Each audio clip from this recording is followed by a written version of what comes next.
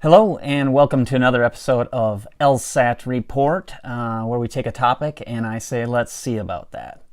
I wanted to cover something it goes along the ideas with the hypocrisy that I see, and just the general lack of ability to communicate that seems to be so prevalent nowadays. And so I'm going to start out. I was kind of inspired by a couple things. I had what I term as a Facebook flagpole at noon event, where I have a discussion with someone on Facebook, and then also an article that came out in the Atlantic, which is on the January 22nd, and the title is "Why Can't People Hear What Jordan Peterson is Talking About?"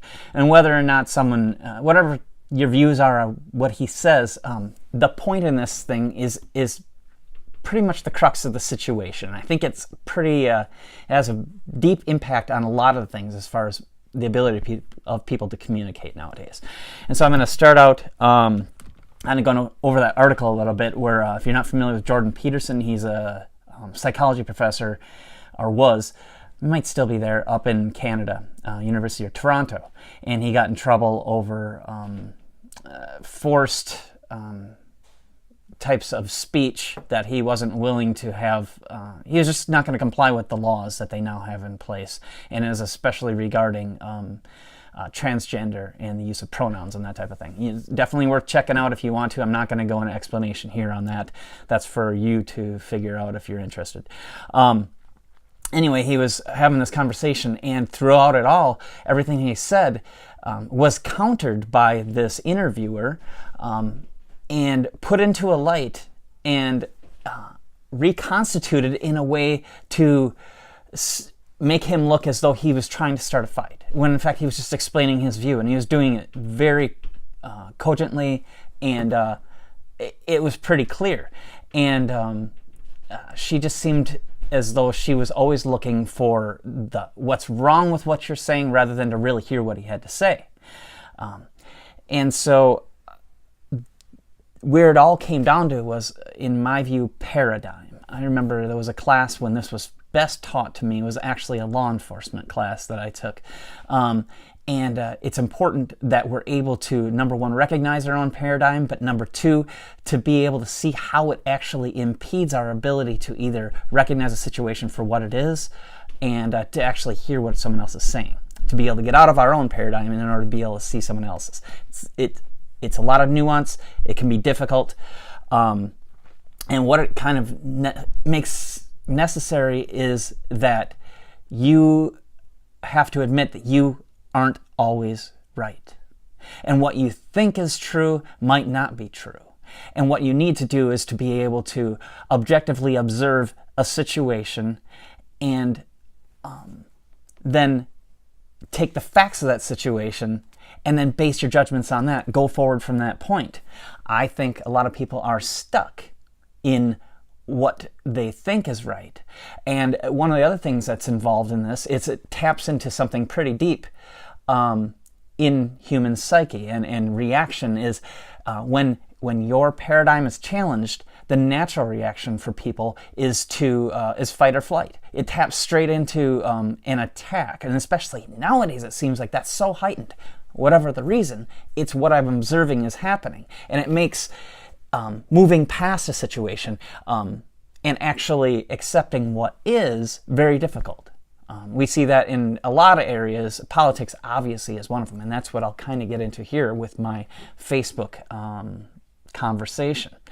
I'm going to obviously leave this anonymous, but this is kind of an ongoing ever since even the shithole comments. And so what I had started out with, I had reposted this picture of this,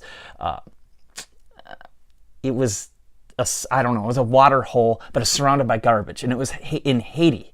And someone had written, how can Trump call this a shithole? And it was obviously, it's like, if that's not the definition of what looks to be a bad situation, a shithole, then I don't know what is. It's nothing anybody would be proud of. And I had reposted at the top, I said, last one in is a rotten egg, or so it seems. And so I was instantly this person jumped on it. And so I'll just read very little bits of this. I don't want to go too long into it. But, how can you make fun of someone else's disparity? I don't understand. Not funny. I said, it was not the disparity I was calling out. It was the hypocrisy that the only time people even talk openly of this is when words are used that they don't like. Haiti looks like this not because of words. If people want me to take them seriously, that they are really outraged, then perhaps they should do something more tangible and show that. Otherwise, it is more bullshit, virtue signaling. This person goes on to say, those countries aren't shitholes. They are in very shitty situations. There's a big difference. We have a right to complain and bring attention. Am I doing something to help all the other people in the world financially? No. Are you? That doesn't mean we don't get to talk about it. And so, and there's a few more things. Obviously, they have potentially wonderful places. This is my response. Haiti is a perfect example, as is North Korea. And just because they both share an island or a landmass with countries that are diverse. I mean, absolute opposite. South Korea is wealthy. They've got a lot of things going on. There's a lot of freedom there. North Korea, not so much. They would both be considered kind of hellholes. And so, and Haiti's the same way. It's sister country right there is wonderful, as are maybe a couple resorts on Haiti, but the majority of Haiti is not. And so, and the whole controversy in this, I know this person, they're always, obviously they are not friends of the person who stated this case. They called it shithole in the first place. But they jump on it, and of course they insinuate that Trump is a racist. Okay, so, and whatever you're going to tell me, I'm going to ask you to give me examples of, because I'm open-minded. I will, if I've been wrong in the past, I don't want to continue being wrong. And if you can give me a way that my thinking is incorrect, then I am more than open to accepting what you have to say. But I'm not going to just accept what you say because you feel good about how you feel. Show me some reason to change my views, and I'll be happy to do it. I think that's a very fair ask on my part. So, I put, I gave to the Haiti when it was going through this earthquake thing. I also give to things like, just like My Child Foundation my sister-in-law runs. So I've done those things. Talk is cheap.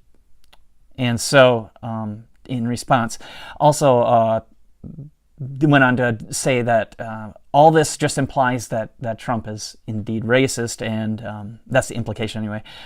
But he's donated a lot of money to charities, and Haiti was one where he sent money, and Rand Paul was able to go down and give cataract surgeries. Black unemployment is an all-time low, I said. This makes Trump possibly the worst racist in history. He's done good at a lot of things, but if racism is one of his things, he sucks at it. So I just think it's all political. It is. And so what I also did is I included my article on Trump calls a shithole. If you haven't seen it, my blog has that. I'll include a link here. And I said, oh, the outrage. And in there, I go on to say same type of thing. It's like, I see a lot of hypocrisy. I don't, I didn't hear anybody talking about the Clintons. And here is where things get really interesting in this conversation. And so she went and actually read it. So she's actually looking for the answers. And so if you've heard of the term red pill, I'm sure you have, I was like, holy crap, is this someone who's actually like, and being open is the first step to like this process. But red pilling is just this whole thing of opening yourself up and seeing what is actually going on. What we know to be true might not be true. Government has been known to potentially lie to us. Everybody's got an agenda, that type of thing. So she comes back and says, so Trump knows about the Clintons supposedly screwing over Haiti. She did some research, and it did look bad, but not to the degree that my findings were saying. And all I did is just laid out facts. I gave names of people. I even spelled those things out if you haven't seen those. And so go to it if you want to see more. But I don't think it's too much of a mystery, although I'm kind of shocked. She hadn't heard of any of this stuff. This is new to her, that the Clintons potentially did something bad in Haiti. This is where the media comes in, is what they might not, there is lying, and there's lying by omission. These are important things, I would think. And she's making accusations that one party is bad and having no knowledge of why other people are saying, well, you might want to take a look at what you're believing. So anyway, so I told her to keep looking, and here's what I'm saying. I don't say things because I'm on one side or the other. I hear demonization and categorization that narrows someone down to one thing, and I'm going to get skeptical. He's horrible all the time. He's nothing. He's the worst person possible. Hey, you know what? What you just said, you have nothing. Then I'll ask, and I've done this. This is just one example. Hey, then tell me where I'm wrong. Tell me about his lies. So we go into those different things. She's saying that she doesn't. In here, she also goes on to say, well, I might not be able to come up with facts like you can, but I just know he's bad.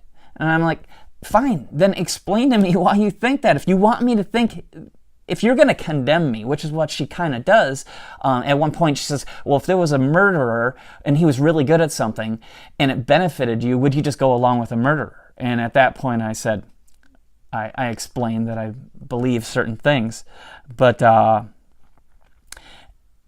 base them up with facts. That's what I require for me to make a decision. It's called, if nothing else, it's a science, I'm not just going to accept what somebody else says.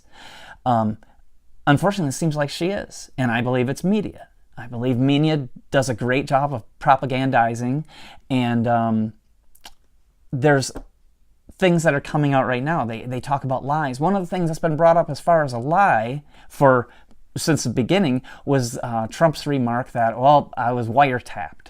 Okay, well, maybe he just used the word wiretapped to describe what it really was, is called surveillance. We're seeing a lot of that come out right now. We had a 100-page thing just come out. Well, it's supposedly been out for a while, but it's finally coming out into the news where people are really taking a look at it, because we also have a 4-page memo that Nunes is going to be bringing out. It's supposed to be shocking, and it's supposed to go through all these things. Now, I've gone through it. I actually read through it quite a bit. They call it legal ease. It's not ease. It's legal pain to read one of those things. But regardless, it's court proceedings with the FISA court. And what it shows is either a severe lack of ability to know the rules that they're supposed to operate under, and that would be the nice way of putting it. My view, and it's pretty hard to disagree, is these people knew exactly what they were doing, and they went against the laws that they're governed by, holding on to information, grabbing huge swaths of information, and instead of minimizing, meaning anybody that's in the surrounding information that they get, that isn't specific to the order that they were given, that warrant, they're supposed to disregard and get rid of that information, and they did everything but that. So that's what that whole 100-page thing that just came out really highlights. You can find plenty of information about it. If you want to learn more, I suggest you probably get an idea of what's going on, because I think there's going to be a lot of political implications, a lot of big-name people probably facing some real big consequences. Anyway, my main point to all this, and I will potentially post this onto my blog page so that you can see it, is I can bring facts to someone, solid facts, that they go back and they check and they say, okay, I see what you're saying. And I'm not necessarily trying to change someone's mind to come to my way of thinking. I'm fine if you don't agree with it. But I have a hard time taking crap from anybody when they willingly admit that, well, just because I don't have facts to back anything up, and I challenged this person, I said, you talk about all these lies. Please inform me. In fact, why don't you do this? Come up with your 5 favorite lies and tell me, because I've seen them, but I just want to know what yours are. And she said, oh, I was so shocked by what you said, and I'll get back to you right after work. And at first I thought, okay, great, and maybe that's true. But what it kind of seemed like was she was having some issues trying to find corroborating evidence to back up the idea that there was lies. Now, he says things that are BS, and he instigates and all that. I understand that. But anytime I've asked anybody, come up with the lies, they always say, well, he's just a piece of crap. That's their response. And it's like, well, fine. Don't tell me something I don't already know. There's things I don't like about the man. But if you're going to accuse somebody, if you're going to accuse me of something, then you better have facts to back it up. And she took my values and morals into question. We're coming up. We're just a little bit past 15 minutes. I'm going to cut this short here pretty quick. But if someone is unwilling to hear what I have to say and I provide facts, and they're going to stick to what they have to say and what they think, and they can't find facts to back their beliefs up, there's something wrong. There's something wrong. The way you think is wrong. And I don't know how else to put it. And until we get to the point where we're willing to accept that we can indeed be wrong, I went through this process. I had to look at the facts and say, you know what? Shit, I was wrong. Then the next step is I need to take a look at it and say, well, why was I wrong? Okay, well, the information I was getting was wrong. Well, okay, was that information given to me mistakenly, or was it given to me on purpose? Because one implies is this person is, well, I just have bad information, and you hear it and you spew it out or believe it, accept it. The other side is you're part of someone else's game. You're part of someone else's agenda. The last part of this is to figure out, well, why did I allow myself to be a part of someone else's agenda? Why didn't I ask some questions? Because this person started asking questions, and they started realizing, and I could see it in their argument. In the end, though, they still were willing to hold on to their arguments out of feelings and instead of actual facts. If you got facts to back it up, I'm willing to hear you. I'm willing to hear you anyway. But don't ask me to change my views simply because you feel a certain way. And you have the right to feel the way you do. I have the right to feel the way I do. I just have mine based in fact and opinion. Anyway, that's what I have on this. I'll talk to you later. As always, go ahead and like and subscribe, hit the little bell. And if I fail to continue to earn your loyalty and trust, you can unsubscribe later. All right, have a great day. We'll talk to you later.